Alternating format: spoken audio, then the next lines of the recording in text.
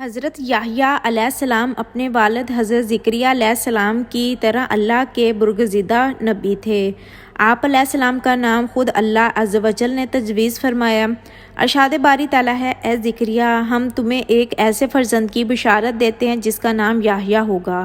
اس سے پہلے ہم نے اس نام کا کوئی شخص پیدا نہیں کیا۔ سورۃ مریم آیت نمبر 7 میں گویا ارشاد ہے، اس سے پہلے آپ علیہ السلام کا نام ہی یحییٰ رکھا گیا، اور آپ علیہ السلام اپنی صفات میں بھی سب سے زیادہ منفرد تھے۔ حضرت یحییٰ علیہ السلام اپنے والد حضرت زکریا علیہ السلام کی دعاؤں کا ثمرہ تھے، جنہیں اللہ تعالیٰ نے بڑھاپے میں اولاد عطا فرمائی۔ حضرت یحییٰ کی والدہ عشیہ اور حضرت مریم علیہ السلام کی والدہ حنہ آپس میں حقیقی بہنیں تھیں۔ یوں حضرت یحییٰ اور حضرت عیسیٰ علیہ السلام آپس میں خالہ زاد تھے۔ قصے کی طرف بڑھنے سے پہلے تمام لوگوں سے گزارش ہے کہ میرے چینل کو سبسکرائب ضرور کریں، اور اگر آپ کو ہماری یہ کوشش پسند آئے تو پلیز لائک اور شیئر کرنا مت بھولیے۔ اگر آپ کو یہ کہانی بھی پسند آئے جو کہ ایک سچائی پر مبنی ہے تو پلیز اس کو شیئر ضرور کریں اور کمنٹ ضرور کریں گا۔ حضرت ربیع بن انس فرماتے ہیں کہ حضرت عیسیٰ کی نبوت سب سے پہلے تسلیم کرنے والے حضرت یحییٰ علیہ السلام تھے۔ حضرت ابن عباس سے مروی ہے کہ رسول اللہ صلی اللہ علیہ وآلہ وسلم نے فرمایا کہ اولاد آدم میں کوئی ایسا نہیں ہے جس سے گناہ سرزد نہ ہوئے۔ حضرت یحییٰ علیہ السلام کے منصب احمد قرآن پاک میں آپ علیہ السلام کا ذکر ان 4 صورتوں میں آیا ہے، جن میں حضرت زکریا کا بھی ذکر ہے، یعنی سورۃ عمران، سورۃ انعام، سورۃ مریم اور سورۃ انبیاء۔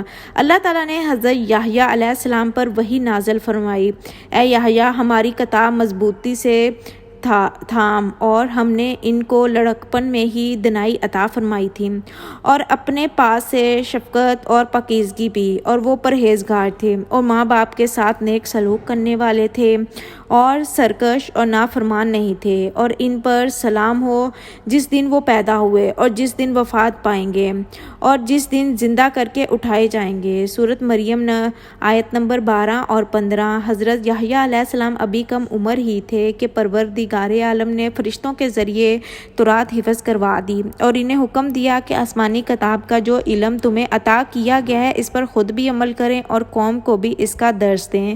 اس کے ساتھ انہیں بچپن میں ہی علم و دانائی، عقل و حکمت، طہارت و پاکیزگی اور پرہیزگاری عطا فرمائی گئی، اور ان میں وہ تمام خوبیاں بیان کر دی گئی۔ اللہ تعالیٰ کی طرف سے حضرت یحییٰ علیہ السلام پر سلامتی کا اعلان بھی کر دیا گیا۔ 5 خاص صفات سورۃ عمران کی آیت 49 میں اللہ تبارک و تعالیٰ نے حضرت یحییٰ علیہ السلام کی 5 خاص صفات کا ذکر فرمایا ہے۔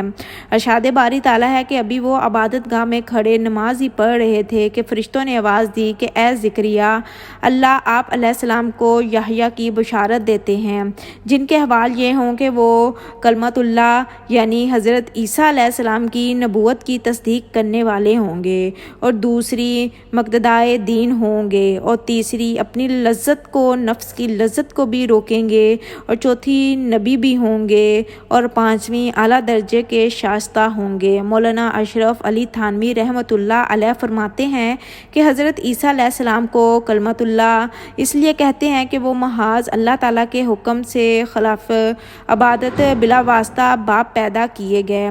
بیان اللہ قرآن 5ویں باتوں کا حکم حضرت حارث عرشی رضی اللہ تعالیٰ عنہ سے مروی ہے کہ رسول اللہ صلی اللہ علیہ وآلہ وسلم نے فرمایا، اللہ تعالیٰ نے حضرت یحییٰ علیہ السلام کو 5 باتوں کا حکم فرمایا ہے کہ ان پر عمل کرو، اور بنی اسرائیل کو بھی عمل کا حکم دو۔ لہٰذا انہوں نے بنی اسرائیل کو بیت المقدس میں جمع کیا اور ارشاد فرمایا، اللہ جل شانہ نے مجھے 5 باتوں کا حکم دیا ہے۔ نمبر 1، اللہ کے سوا کسی کی عبادت نہ کرو، اور نہ ہی اللہ کے ساتھ کسی کو شریک ٹھہراؤ۔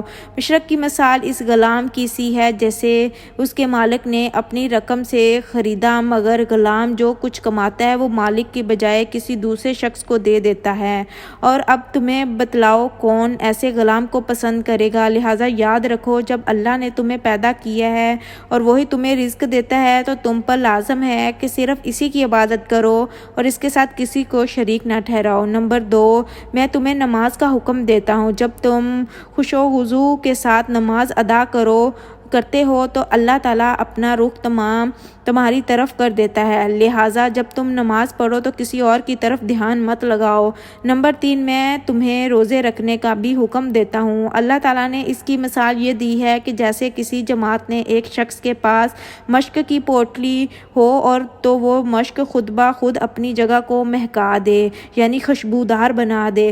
بے شک روزے دار کے منہ کی بو اللہ کے نزدیک مشک سے بھی زیادہ معطر، مقبول اور پسندیدہ ہے۔ نمبر 4، میں تمہیں صدقے کا حکم دیتا ہوں۔ اس کی مثال ایسی ہے کہ کسی شخص کو دشمن نے اچانک دبوچ لیا ہو اور اس کے ہاتھوں کو گردن سے باندھ کر قتل کرنے کے لیے چلے جا رہے ہوں، اور اس نا امیدی کی حالت میں وہ یہ کہے کہ کیا میرا پورا مال لے کر میری جان بخشی ہو سکتی ہے، اور اسبابات نے جواب پا کر جان کے بدلے ساری دولت قربان کرنے کو تیار ہو جائے گا۔ نمبر 5، حکم یہ ہے کہ دن رات کثرت سے اللہ کا ذکر کرتے رہا کرو۔ اس کی مثال ایسی ہے کہ ایک شخص جو دشمن سے بھاگ رہا ہو اور دشمن تیزی سے اس کے تعاقب میں ہو، وہ شخص بھاگ کر کسی مضبوط قلعے میں پناہ گزین ہو جائے۔ مسند امام احمد۔ حضرت یحییٰ علیہ السلام کی وفات کے بارے میں مفسرین نے مختلف واقعات تحریر کیے جو یہودی و انصاری کے کتب سے لیے گئے ہیں، اور اس کا خلاصہ یہ ہے کہ یہودیہ کا بادشاہ ہیرود ایک عیاش شخص تھا جس کی وجہ سے پورے ملک میں فسق و فجور پھیل رہا تھا۔ اس نے اپنے حقیقی بھائی فلپ کی بیوی ہیرودیاس کو بغیر نکاح کے اپنے گھر رکھا ہوا تھا۔ حضرت یحییٰ چونکہ نبی تھے اور دعوت حق کا فریضہ سر انجام دیتے تھے، انہوں نے بادشاہ کی ان فحش حرکتوں کی خلاف آواز بلند کی، جس کے نتیجے میں انہیں گرفتار کر کے قید خانے میں ڈال دیا گیا۔ تاہم بادشاہ ان سے ڈرتا بھی تھا، وہ جانتا تھا کہ آپ علیہ السلام اللہ کے نبی اور نیک و پارسا انسان ہیں، نیز عوام میں بڑی عزت ہے۔ اسی اثناء میں بادشاہ کی سالگرہ کے سلسلے میں محل میں رقص و موسیقی کی محفل سجی، جس میں ہیرودیاس کی جوان سالہ خوبصورت بیٹی نے رسول حزن و خیز میں تیر چلا کر بادشاہ کو اپنے جال میں پھنسا لیا۔ بادشاہ نے خوش ہو کر اس سے کہا،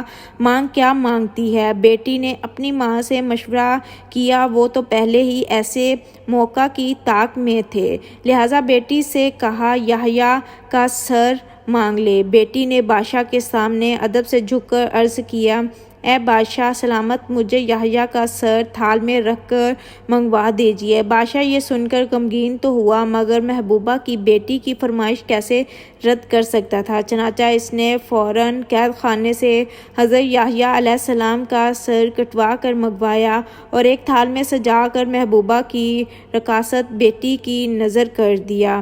کہتے ہیں کہ دمشق کی جامع مسجد بنو انبیاء کے حال میں آپ علیہ السلام کا سر مبارک تدفین ہے۔ عمومی خلیفہ ولی بن عبداللہ مالک نے یہ مسجد تعمیر کروائی تھی۔